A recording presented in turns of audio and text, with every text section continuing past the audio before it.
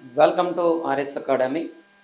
ఈరోజు జరిగిన జాతీయ, అంతర్జాతీయ, ప్రాంతీయ మరియు రాష్ట్రాల సమాచారం, ఇతర సంబంధించిన కరెంట్ అఫైర్ని ఈరోజు చూద్దాం.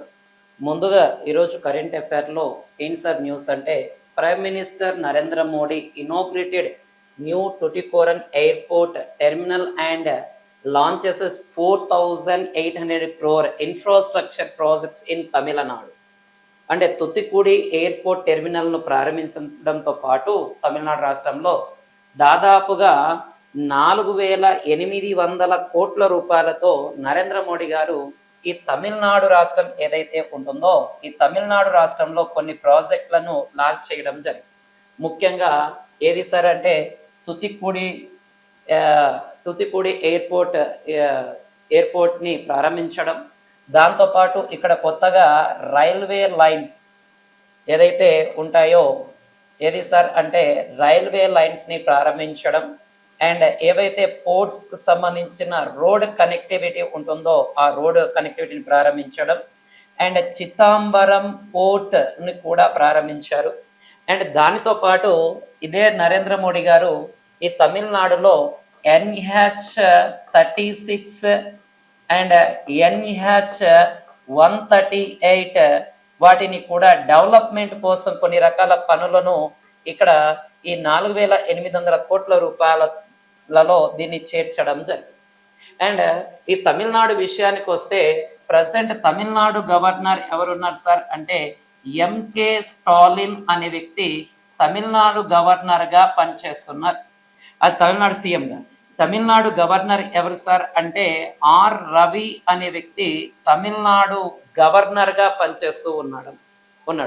అండ్ దాంతోపాటు ఈ తమిళనాడు రాష్ట్రంలో రీసెంట్గా ప్రైమ్ మినిస్టర్ నరేంద్ర మోడీ గారు పంబన్ రైల్వే బ్రిడ్జిని కూడా ప్రారంభించడం జరిగింది నరేంద్ర మోడీ గారు. అండ్ ఇదే తమిళనాడులో చూడండి, ఈ రూపాయికి సంబంధించి మన దేవనగరి అండ్ ఇంగ్లీష్లో ఉన్న దీన్ని మనం రూపాయికి సింబల్గా ఇచ్చేయడం జరుగుతుంది. ఓకే, దేవనగరి లిపిలో ఉన్న దీన్ని సింబల్గా ఇచ్చేస్తాం.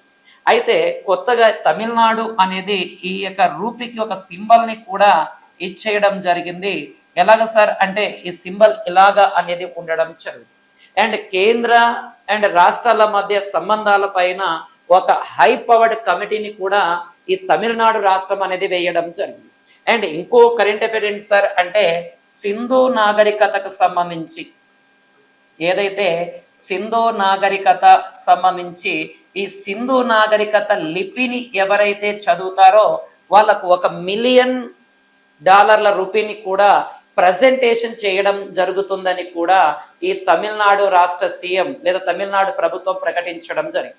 అండ్ తమిళనాడులో ఒక ఫేమస్ నేషనల్ పార్క్ కూడా ఉంది చూడండి, చాలా చాలా ఇంపార్టెంట్ అండి. దీన్ని మనం ఏమంటాం సార్ అంటే గిండి నేషనల్ పార్క్ అనే పేరుతో పిలవడం జరుగుతుంది. దీని యొక్క ప్రత్యేకత ఏమిటి సార్ అని చూసుకుంటే పాములకు ప్రసిద్ధి. ఏదైతే స్నేక్స్ ఉంటాయో ఈ స్నేక్స్ కి ఫేమస్ ఏది సార్ అంటే గిండి నేషనల్ పార్క్ అని కూడా చెప్పడం జరుగుతుంది. కాబట్టి చాలా ఇంపార్టెంట్ అన్న, ఇవన్నీ కూడా కరెంట్ అఫైర్కి సంబంధించినవే.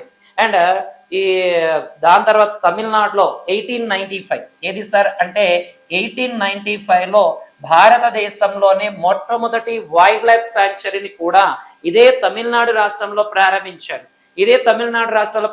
దాని పేరు ఏంటి సార్ అంటే వేదాంతకల్ వైల్డ్ లైఫ్ శాంక్చురీ.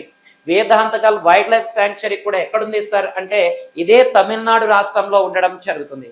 కానీ కొంచెం జాగ్రత్త చూడండి, ఎవరైతే groups SI constable and RRB group D SSC prepare అవుతుంటారో మేము ఏదైతే చెబుతామో దానికి సంబంధించినవన్నీ కూడా మీకు పీడిఎఫ్ రూపంలో కూడా అందిస్తాం. ఈ రోజు నుంచి ప్రతిరోజు కూడా మీకు కరెంట్ అఫైర్ ని మేము ఆర్ఎస్ అకాడమీ తరఫున ఇవ్వడం జరుగుతుంది. మీరు చేయవలసిన ఒకే ఒక పని ఏంటి సార్ అంటే మా ఛానల్ ని సబ్స్క్రైబ్ చేసి మీ ఫ్రెండ్స్ కూడా ఈ ఛానల్ ని ప్రమోట్ చేయండి. అండ్ ఇంకో విషయం ఏంటి సార్ అంటే ఆర్ఆర్బి గ్రూప్ డికి సంబంధించి ఆర్ఎస్ అకాడమీ గరుడ అనే ఒక స్పెషల్ కోర్స్ ని కూడా అంటే టెస్ట్ సిరీస్ ని కూడా లాంచ్ చేయడం జరిగింది. అయితే ఈ టెస్ట్ సిరీస్ అనేది ఆన్లైన్ అండ్ ఆఫ్లైన్ లో రెండిట్లో కూడా అవైలబుల్ లో ఉండడం జరుగుతుంది. అయితే ఈ టెస్ట్ సిరీస్ ని ఆన్లైన్ లో రాయదలుచుకున్న వారు, అంటే ఎవరైతే అటెంప్ట్ రాయాలనుకుంటున్నారో వాళ్ళకి సంబంధించి ఈ గూగుల్ ప్లే స్టోర్ ఏదైతే ఉంటుందో దాంట్లో ఆర్ఎస్ అకాడమీ కర్నూల్ అనే యాప్ ని డౌన్లోడ్ చేసుకొని ఈ గరుడ టెస్ట్ సిరీస్ ని చాలా తక్కువ ఫీజుతో దీన్ని రాసుకోవచ్చు. ఇంకా ఆఫ్లైన్ లో కూడా ఉంటుంది. మా యొక్క యూట్యూబ్ మా యొక్క ఈ యొక్క స్టడీ సెంటర్ కి లేదా ఈ కోచింగ్ సెంటర్ ఫోన్ చేసి దాన్ని తెలుసుకోండి. ఓకే, దానికి సంబంధించి నెక్స్ట్ క్వశ్చన్ ఏంటి సార్ అంటే Maharashtra special public security bill. Maharashtra special public security bill అంటే ఏదైతే రాష్ట్రం ఉంటుందో దాంట్లో ఈ పబ్లిక్ సెక్యూరిటీ బిల్ ని తీసుకురావడం జరిగింది. ఏంటి sir Maharashtra public security bill అంటే ఏదైతే మనకి నక్సలైట్ ప్రభావిత ప్రాంతాలు ఉంటాయో, నక్సలైట్ ప్రభావిత ప్రాంతాలు ఏవైతే ఉంటాయో ఆ ప్రాంతంలో నివసిస్తున్న ప్రజలు ఎవరైతే ఉంటారో వాళ్ళను సురక్షితపరచడం కోసం, అంటే వాళ్ళను ప్రొటెక్ట్ చేయడం కోసం ఈ మహారాష్ట్ర గవర్నమెంట్ లేదా మహారాష్ట్ర అసెంబ్లీ ఏది సార్ అంటే Maharashtra special public security bill ని తీసుకురావడం జరుగుతుంది. అయితే ఈ మహారాష్ట్ర పబ్లిక్ సెక్యూరిటీ బిల్ ని తీసుకొచ్చిన రాష్ట్రం ఎన్నవది సార్ అంటే ఇది 5వ రాష్ట్రంగా మనం చెప్పడం జరుగుతుంది. అంటే దీనికంటే అంటే మహారాష్ట్ర పబ్లిక్ సెక్యూరిటీ బిల్లును తీసుకొచ్చిన రాష్ట్రాలలో మహారాష్ట్ర కంటే ముందు 4 ఉండడం జరుగుతుంది. అవి ఏవేవి ఉన్నాయి సార్ అంటే ఆంధ్రప్రదేశ్ అండ్ తెలంగాణ అండ్ ఛత్తీస్గఢ్. ఏది సార్ అంటే ఛత్తీస్గఢ్ అనే రాష్ట్రం అండ్ దాని తర్వాత అక్కడి నుంచి ఓకే ఒడిశా అనే రాష్ట్రం కూడా ఉండడం జరుగుతుంది. అంటే ఏదైతే నక్సలైట్ ప్రభావిత ప్రాంతాలు ఉంటాయో ఆ నక్సలైట్ ప్రభావిత ప్రాంతాలలో ప్రజలను సంరక్షించడం కోసం ఈ యొక్క Maharashtra special public security bill ని తీసుకురావడం జరుగుతుంది.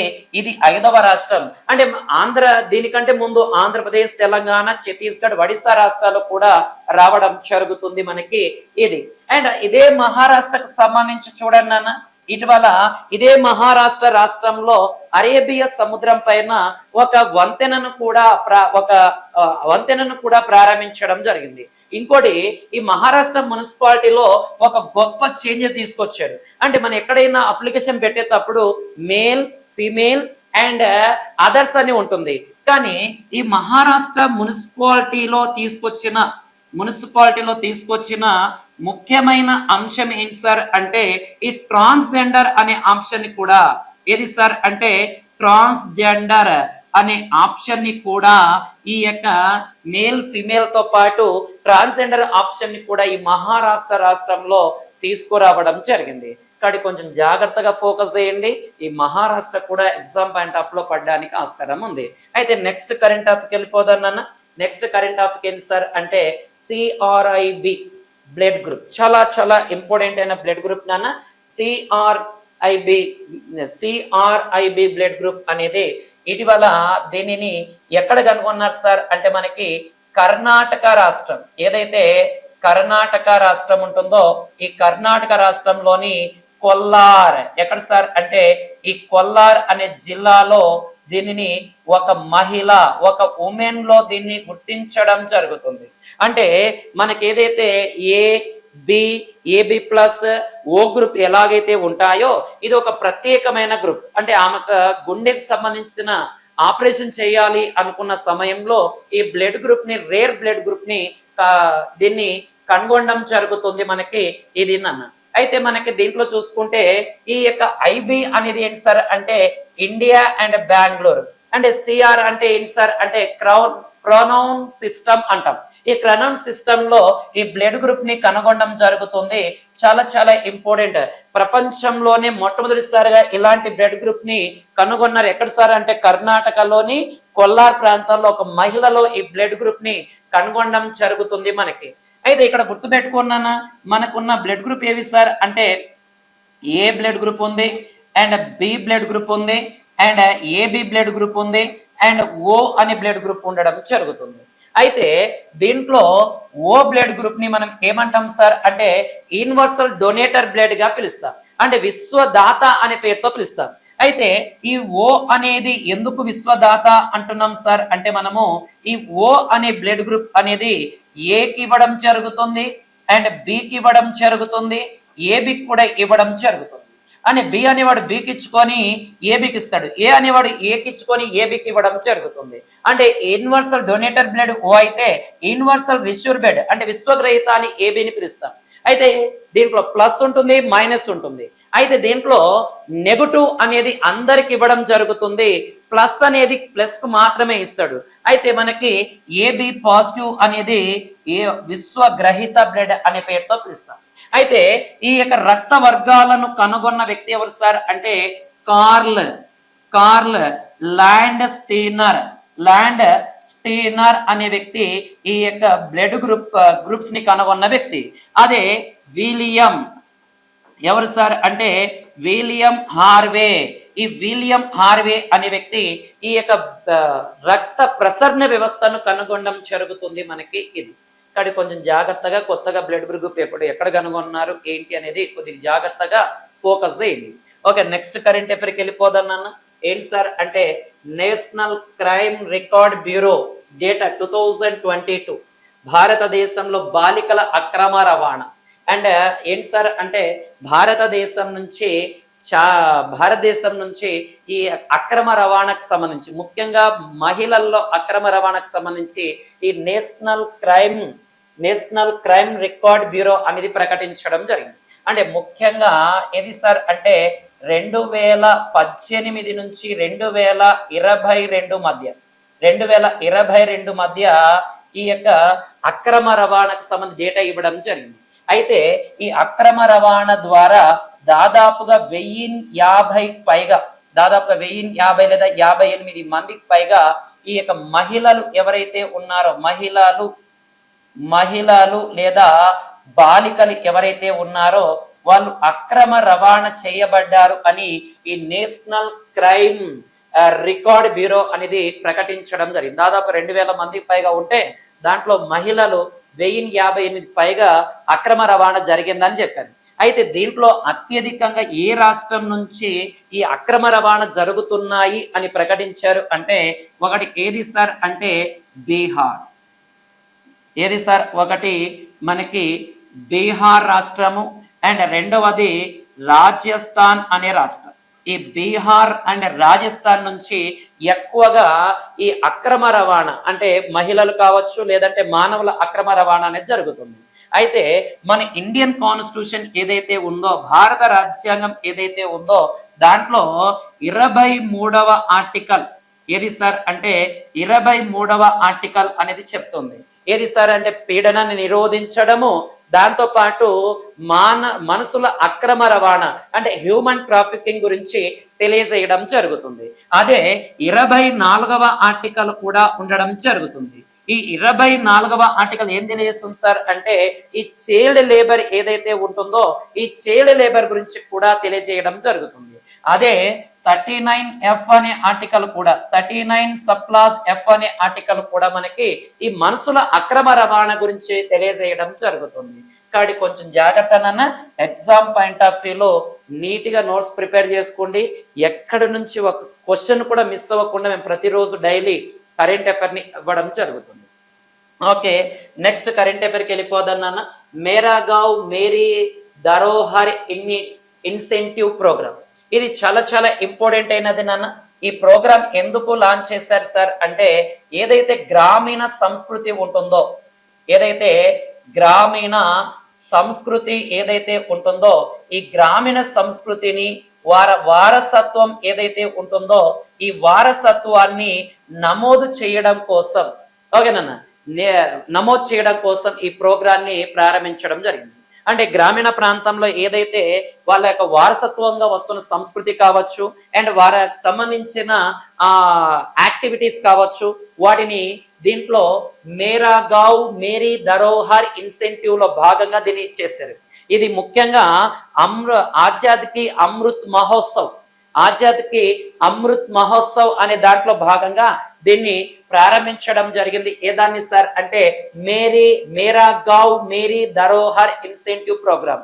దీనిని గతంలో నరేంద్ర మోడీ గారు, ప్రైమ్ మినిస్టర్ నరేంద్ర మోడీ గారు ఈ మేరా గావ్ మేరీ ధరోహర్ అనే దాన్ని ప్రారంభించడం జరిగింది. ఇది కూడా కొంచెం చాలా చాలా ఇంపార్టెంట్ అని ఇలాంటి ప్రోగ్రామ్ స్టార్ట్ చేసినప్పుడు.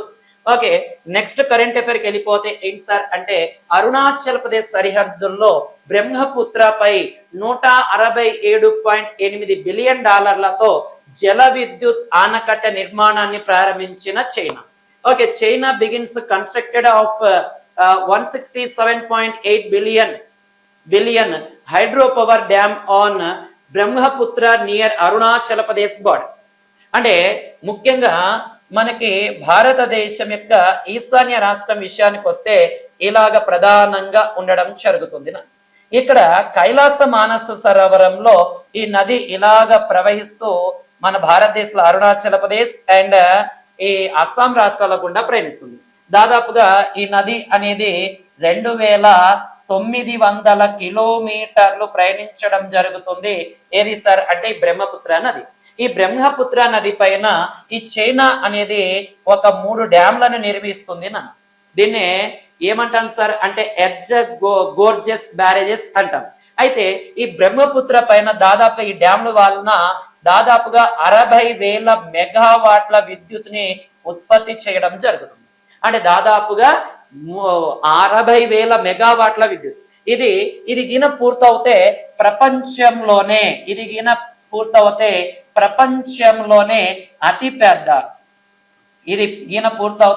ప్రపంచంలోనే అతిపెద్ద డ్యామ్ అనేది అవ్వడం జరుగుతుంది. ఏది సార్ అంటే ఈ బ్రహ్మపుత్ర నది పైన నిర్మిస్తున్న చైనా. అయితే దీనిపైన భారతదేశం చాలా రకాల ఆందోళనలు కూడా చేయడం జరుగుతుంది. అయినప్పటికీ చైనా అనేది దీనిపైన ఈ ప్రాజెక్ట్ ని నిర్మిస్తుంది. ఒకవేళ ఈ ప్రాజెక్ట్ నిర్మిస్తే ఈ బ్రహ్మపుత్ర నుంచి వచ్చే దాదాపుగా 50 నుంచి 60% నీరు అనేది భారతదేశంలో రాకుండా ఆగిపోవడం జరుగుతుంది. మనకి ముఖ్యంగా ఈ బ్రహ్మపుత్ర రివర్ చూడండి మనకి ఈ బ్రహ్మపుత్ర నదిపై పేరు మీదుగా మన బ్రహ్మోస్ అనే క్షిపణిని కూడా ప్రారంభించడం జరుగుతుంది. మనకి దీన్ని రకరకాల పేర్లతో పిలుస్తాం. ముఖ్యంగా దీన్ని ఈ ఎక్కడ సార్ అంటే టిబెట్ లోని షమయంగడంగ్ అనే దగ్గర పుట్టిన తర్వాత ఈ చైనా టిబెట్ లో ప్రవేశిస్తున్నప్పుడు యార్లుంగ్ జాంగ్ పో అని తాంగ్స్ పో అని పిలుస్తాం. ఇది అరుణాచల్ ప్రదేశ్ అండ్ అరుణాచల్ ప్రదేశ్ అండ్ అస్సాంలోకి ఎంటర్ అయిన తర్వాత దీన్ని కొన్ని పేర్లతో పిలుస్తాం. అండ్ దిహాంగ్ అని, సైడాంగ్ అని, రెడ్ రివర్ అని, అండ్ దాని తర్వాత బ్రహ్మపుత్ర అని, అండ్ దాని తర్వాత బంగ్లాదేశ్ లోకి ఎంటర్ అయిన తర్వాత జమునా, మేఘనా అనే పేర్లతో కూడా బ్రహ్మపుత్ర రివర్ ని పిలవడం జరుగుతుంది. ఓకే, నీటి పరిమాణ పరంగా భారతదేశం గుండా ప్రవహించే నదులలో అతిపెద్ద నదులలో ఈ బ్రహ్మపుత్ర కూడా ఒకటి ఉండడం జరుగుతుంది. ఈ బ్రహ్మపుత్ర నది వలన ఏర్పడిన ఒక దేవి ఇక్కడ అస్సాం రాష్ట్రంలో ఉంటుంది. దీన్ని ఏమంటాం సార్ అంటే మజోలి అనే పేరుతో పిలుస్తాం. ఈ మజోలి యొక్క ప్రత్యేకత ఏంటి సార్ అంటే ప్రపంచంలోనే అతిపెద్ద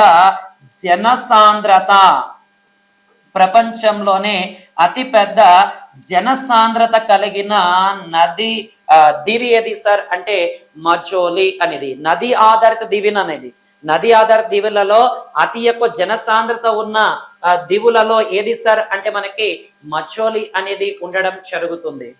చాలా జాగ్రత్తగా చూడండి అన్న, ఎగ్జామ్ పాయింట్ ఆఫ్ లో క్వశ్చన్ పడడానికి ఆస్కారం ఉంది. నెక్స్ట్ వన్, అంతర్జాతీయ మడ అడవుల పర్యావరణ పరిరక్షణ దినోత్సవం. ప్రతి సంవత్సరం కూడా మనము దీనిని ఎప్పుడు సార్ అంటే జూలై నెలలో దీన్ని నిర్వహించడం జరుగుతుంది. ఎప్పుడు సార్ అంటే జూలై నెలలో 26వ తారీఖున నిర్వహించడం జరుగుతుంది. అయితే ఈ దినోత్సవం నిర్వహించేటప్పుడు ప్రపంచవ్యాప్తంగా దాదాపుగా 1985 తర్వాత మన ప్రపంచవ్యాప్తంగా 50% పైగా ఏవైతే మాంగ్రూవ్ ఫారెస్ట్ ఉంటాయో, ఈ మాంగ్రూవ్ ఫారెస్ట్ అంటే ఏది సార్ అంటే వీటిని మనము మడ అడవులు ఏమంటాం సార్ అంటే మడ అడవులు అంటాం. ఈ మడ అడవులు 50% పైగా తగ్గిపోయాయి అని నివేదిక ఇవ్వడం జరుగుతుంది. కాబట్టి ఈ మాంగ్రూవ్ ఫారెస్ట్ సంబంధించి ఆందోళన కూడా చేపట్టడం జరుగుతుంది. ముఖ్యంగా భారతదేశంలో తీర రాష్ట్రాలు కలిగిన 9 రాష్ట్రాలు అండ్ ఒక 3-4 కేంద్ర పాలిత ప్రాంతాల్లో కూడా ఏది నాన్న ఈ మడ అడవులు అనేవి ఓకే మాంగ్రూవ్ ఫారెస్ట్ అనేవి ఉన్నాయి. అంటే మాంగ్రూవ్ ఫారెస్ట్ అంటే ఏమిటి సార్ అంటే ఎక్కడైతే సముద్ర తీర ప్రాంతం ఉంటుందో, ఎక్కడైతే నది తీర ప్రాంతం ఉంటుందో ఆ ప్రాంతాలలో పెరిగే ఈ యొక్క చెట్లు లేదా అడవులను మాంగ్రూవ్ ఫారెస్ట్ అనే పేరుతో పిలుస్తాం. అయితే భారతదేశంలో అత్యధికంగా మాంగ్రూవ్ ఫారెస్ట్ ఉన్న రాష్ట్రాలు ఏవి సార్ అంటే ఒకటి ఫస్ట్ ప్లేస్ లో వెస్ట్ బెంగాల్ అనేది ఉండడం జరుగుతుంది. అండ్ రెండవ స్థానంలో ఏది సార్ అంటే గుజరాత్ అనే రాష్ట్రం అనేది ఉండడం జరుగుతుంది. అంటే భారతదేశంలో అత్యధికంగా మడ అడవులున్న రాష్ట్రాలు ఒకటి వెస్ట్ బెంగాల్ అయితే రెండవది గుజరాత్ అని చెప్పడం జరుగుతుంది. అదే ప్రపంచంలో ఏది సార్ అంటే ప్రపంచంలో అత్యధికంగా మడ అడవులు ఉన్న దేశం ఏది సార్ అంటే ఇండోనేషియా. ఏ దేశం సార్ అంటే ఇండోనేషియా అనే దేశం ఉండడం జరుగుతుంది. ఇంకో విషయం గుర్తుపెట్టుకుంటే ఇక్కడ మనకి అతిపెద్ద మాంగ్రూవ్ ఫారెస్ట్ అడవి మడ అడవి ఎక్కడ ఉంది అని మనకి అడిగితే ఎక్కడ సార్ అంటే సుందర్బన్. ఏది సార్ అంటే సుందర్బన్స్ మడ అడవి, సుందర్బన్స్ మడ అడవి అనే పేరుతో పిలవడం జరుగుతుంది. ఈ సుందర్బన్ మడ అడవి ఏ రాష్ట్రంలో ఉంది సార్ అంటే వెస్ట్ బెంగాల్లో ఉండడం జరుగుతుంది. ప్రపంచంలో అతిపెద్ద మడ అడవి అంటే ఇండోనేషియా. అది ప్రపంచవ్యాప్తంగా అతిపెద్ద మడ అడవి అన్నప్పుడు సుందర్బన్స్ అనేవి వస్తుంది. అది మన భారతదేశంలో ఎక్కువగా మడ అడవులు వెస్ట్ బెంగాల్, గుజరాత్ లో అత్యధికంగా ఉండడం జరుగుతుంది. ముఖ్యంగా ఇవి సముద్ర తీర ప్రాంతాలలో ఈ సముద్రపు వచ్చి అలలు కావచ్చు అండ్ సునామీ కావచ్చు, వీటిని ఈ తీర ప్రాంతం నుంచి వీటిని ఏం చేస్తుంది సార్ అంటే ప్రొటెక్ట్ చేయడం జరుగుతుంది, అంటే రక్షిస్తూ ఉండడం జరుగుతుంది. మనకి ఇది కాబట్టి కొంచెం జాగ్రత్తగా గుర్తుపెట్టుకున్నా ఎగ్జామ్ పాయింట్ ఆఫ్ లో దీనికి సంబంధించిన క్వశ్చన్లు పడడానికి ఆస్కారం ఉండడం జరుగుతుంది. దాదాపుగా భారతదేశంలో ఇవి 3 నుంచి 5% మధ్య ఈ భారతదేశంలో ఈ మడ అడవులు లేదా మాంగ్రూవ్ ఫారెస్ట్ అనేవి విస్తరించి ఉండడం జరుగుతుంది. వీటిని ఆటుపోటు అరణ్యాలని అండ్ క్షార జలరణ్యాలని ఇలా రకరకాల పేర్లతో పిలుస్తారు. నెక్స్ట్ వన్ చూడండి అన్న మనకి state of food and nutrition in the world 2025 report. అంటే ఇది ఏంటి సార్ అంటే ప్రపంచవ్యాప్తంగా ఆకలితో బాధపడుతున్న వారి ఏది సార్ అంటే ప్రపంచవ్యాప్తంగా ఆకలితో బాధపడుతున్న వారి యొక్క రిపోర్ట్ లేదా నివేదికను ఇవ్వడం జరుగుతుంది. అంటే 2024 నాటికి గ్లోబల్ హంగర్ అంటే ఈ గ్లోబ్ పైన ఆకలితో బాధపడుతున్న వారు దాదాపుగా 720 మిలియన్ల మంది ఉన్నారు అని చెప్పడం జరుగుతుంది మనకి ఇది. అయితే ఈ దాదాపుగా మనకి 2030 నాటికి 60% మంది ఆకలితో బాధపడుతున్న వారు ఆఫ్రికాలో ఉంటారు అని ప్రకటించడం జరుగుతుంది మనకి ఇది. అంటే ముఖ్యంగా WHO and United Nation Organization and World Food Organization, World Health Organization ఇవన్నీ కూడా ఈ రిపోర్ట్ ని ప్రకటించడం జరిగింది. అంటే 2024 నాటికి ప్రపంచవ్యాప్తంగా అంటే గ్లోబల్ హంగర్ అనే ఆకలితో బాధపడుతున్న వారు 720 మిలియన్ల మంది ఉన్నారు అని చెప్పడం జరుగుతుంది మనకి ఇది అన్నాను. ఓకే, ఇది 2025కి 683 ఓకే 96 మిలియన్లు ఇంకా పెరగబోతున్నారని కూడా ప్రకటించడం జరిగింది. కాబట్టి ఈ నివేదిక కొంచెం జాగ్రత్త నాన్న ఎగ్జామ్ పాయింట్ ఆఫ్ లో అడగడానికి ఛాన్సెస్ ఉంది. ఓకే, నెక్స్ట్ కరెంట్ టాపిక్ ఏది సార్ అంటే ప్రపంచంలో అత్యధిక వలసదారులు భారతదేశం నుంచి అని ఏది నాన్న యుఎన్ఓ యొక్క రిపోర్ట్. ఏదైతే యుఎన్ఓ రిపోర్ట్ ఉంటుందో ఈ యుఎన్ఓ రిపోర్ట్ ప్రకటించడం జరిగింది. ఈ యుఎన్ఓ రిపోర్ట్ నుంచి ప్రపంచంలో దాదాపుగా 30.4 కోట్ల మంది వలసదారులు ఉన్నారంట. ప్రపంచవ్యాప్తంగా వలసదారులు 30.4 కోట్ల మంది. దీంట్లో దాదాపుగా ఏదైతే భారతదేశం ఉంటుందో, ఏదైతే భారత్ ఉంటుందో ఈ భారతదేశం నుంచి 1.8 1.5 crore. అంటే దాదాపుగా ఇది 6% సమానం.